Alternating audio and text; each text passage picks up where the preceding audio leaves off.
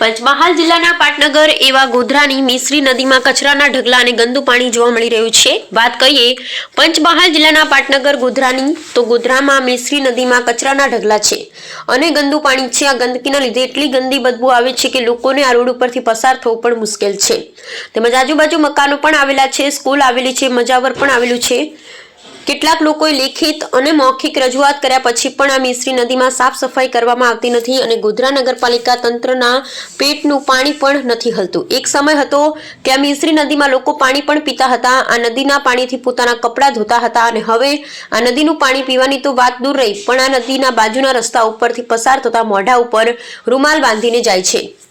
દોસ્તો, આ સચોટ અહેવાલ પછી ગોધરા નગરપાલિકાના અધિકારીઓ અને પદાધિકારીઓ પોતાની કુંભકર્ણની નિંદ્રામાંથી જાગીને નદીની લોકહિતના કામે સાફ સફાઈ કરાવશે ખરા કે પછી બધું માલિકને ભરોસે જ છોડશે, એ તો આવનારો સમય બતાવશે। Bureau report, Ismail Chanaki, Godhra.